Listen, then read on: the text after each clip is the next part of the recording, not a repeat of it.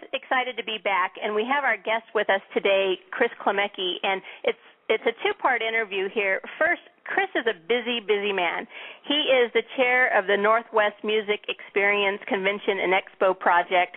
He also leads a nonprofit called the Songwriters in Seattle, which has over 700 members and runs 15 or more events every month. And on top of that, Chris has his own band. So at the beginning of this interview, we're going to talk about Chris, and we're going to talk with Chris and his efforts in these two organizations, and then we're going to move into what his band is doing. So, Chris, are you there? I am. Hello. Thank you. Thank you for coming on. It's a real pleasure. You're one of the nicest people that I've been able to come in contact through this Seattle Artist Month, and it's just been a really pleasure to work with you, and I just really appreciate your generosity. Wow. Well, thank you very much, and thanks so much for having me on. This is a real pleasure to talk with you today. Why don't you tell us, Chris, a little bit about your journey into these two organizations that you have so much to do with over there in Seattle? Sure, no problem. It certainly started with my move to Seattle back around the turn of the millennium. So I've been in the area for a good 12, 13 years at this point, and I came out here because I wanted to do music and my sort of day job in video games. It was a great combo of those two, and did music for a little bit, but really didn't see the scene that I sort of expected Seattle to have. I think I had an image in my head, a lot of people do, of a very active music scene, and I had trouble sort of getting into that at the beginning. Then family and life sort of took over, and I was able to sort of rejoin the music scene through Songwriters in Seattle, which at the time, this is around 2007, 2008, very fledgling, just a simple meetup group, had a monthly meeting of just a few songwriters would get together, didn't really know where they were going or what we wanted to do, but it sort of snowballed. It got people inspired, motivated to actually create more of a community in Seattle. We started to discover other smaller pockets of activity, of groups that were getting together and making things happen. And Songwriters in Seattle has sort of become an umbrella to pull people together.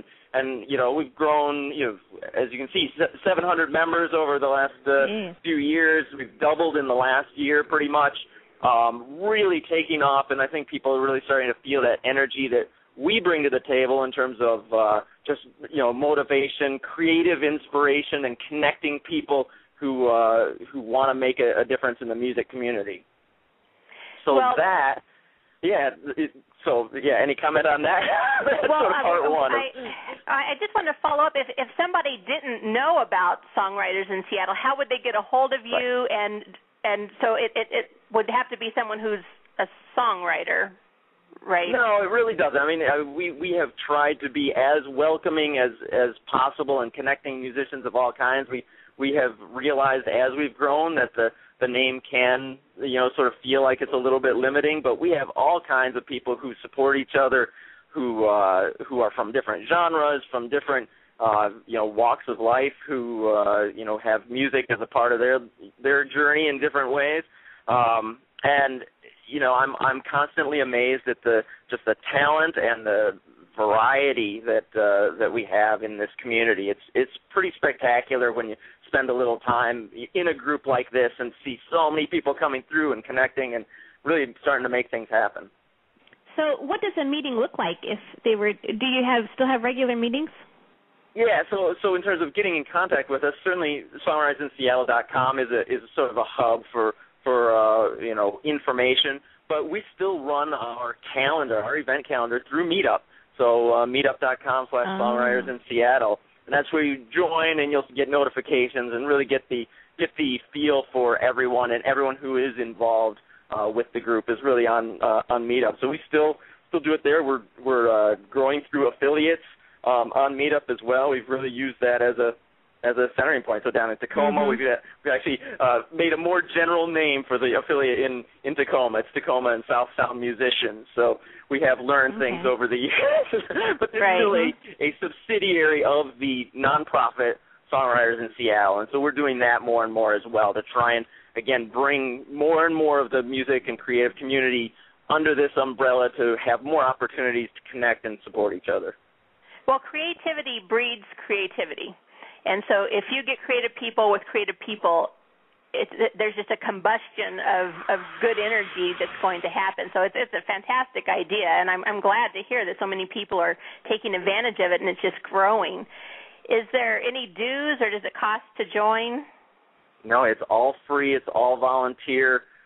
We encourage people to be proactive and active in the group in any way they can, whether that's just coming to an event, whether that is, participating actively, like whether it's performing in a showcase or hosting an event. Maybe they have something that they'd like to learn about and want to see if there are other members who, are like-minded and want to collaborate or something like that. We are very organic in terms of, what types of events we want to have. Certainly we have certain monthly events, but really it's open to those who want to be active, who want to grow, who want to connect. We put lots of stuff together for people to participate and really be active in the group.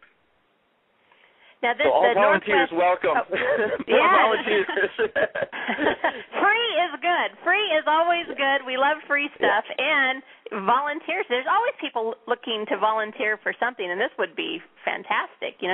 Everybody can give a little bit of their time, that's for sure. Now, the Northwest... And it's absolutely, we found that the more people give, the more they get. I mean, it is absolutely a group where the more time you spend with it, the more you put into that, the more that other people want to connect with you, want to do things. I've personally had all kinds of projects where I've helped people have helped me back. I mean, just connections that I never would have expected, and I know plenty of other members who have also gotten that reward for putting in the time and making things happen. Well, I think people generally want to be loyal, and if you help someone, they want to be able to reciprocate that back. And there are a few that don't, but I think in generally speaking that people are pretty good with that. Yep, and it sounds like that's what you're finding out. Yeah. Exactly, and this is a group that encourages and promotes that, at a very high level, and really doesn't ask, much of anything from people in terms of, monetary commitment or anything like that. I mean, certainly as a nonprofit, we accept donations, and if people want to contribute in that way, it helps us. It helps us do bigger, better events. We can, bring more pro speakers in or rent venues for events that wouldn't otherwise happen. So, there is some financial needs of the group, but that's not something that we require as part of membership. That's purely on, on people's own, what they can do, what they can contribute, what they feel good about contributing to the nonprofit. Now, Chris, when you came there about the turn of the millennium, around 2000, you said that you kind of had it in your head that there was going to be a big music scene in Seattle when you arrived, and there wasn't? Or that was it just that it wasn't organized? Yeah, exactly, that it was hard to sort of connect into it. I found that to be difficult, and I still hear stories from people moving into Seattle these days that they have sort of that same trouble or that same feeling of expecting Seattle to just be a warm and welcoming music community, and then sort of having trouble finding that support. And so I've been really happy, for people coming in now to be able to find Songwriters in Seattle, and they come in with a lot of joy, going, "Oh, this is exactly what I was looking for," and they discover that, and that's something I think has been missing, and we may have had it in different parts, sort of flashes in the past, right, or maybe different, again, pockets of communities growing, but there isn't an overall scene, and sort of where we'll go with this is, the cities that do have that kind of scene, we are really trying to model ourselves, moving more towards that, so that, we almost get that national recognition as an active, creative community, and not just, these sort of flash in the pans of Seattle being, great musically at X point in history, but actually have a solid, consistent grassroots music community that is supportive of anything and everything and all the talent that we have here. Well, we talked last week with Mark and Linda Gordon over at Seattle Wave Radio, and I was really surprised that the corporate record community hasn't taken a more active interest in Seattle because of the talent that's consistently come out of Seattle, and that there isn't, a mega Capitol Records building or an EMI or something down there is. That's where we're going to take a break.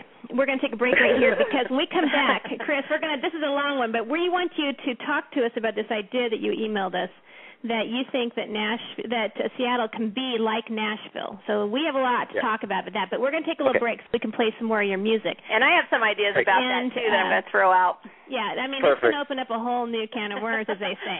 So we'll be back in just a second. I'm going to play just a little bit of your song, Arrival, and you'll be on hold for just a little bit. Be right back.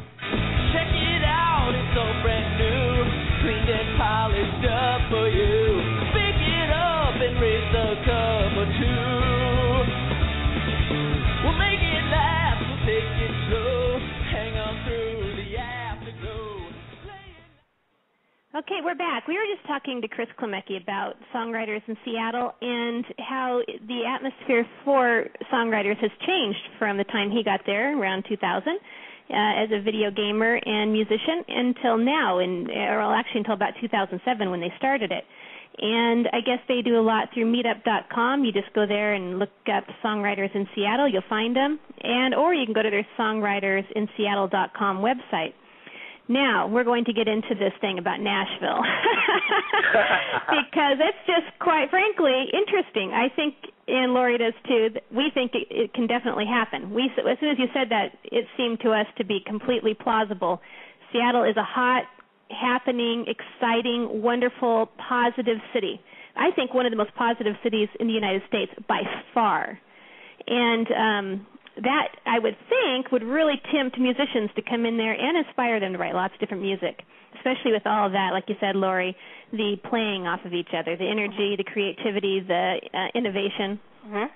So go ahead, and Lori, you tell a little bit about go ahead and frame the question, and then Chris can. Well, where I was thinking, Chris, on this was, unfortunately,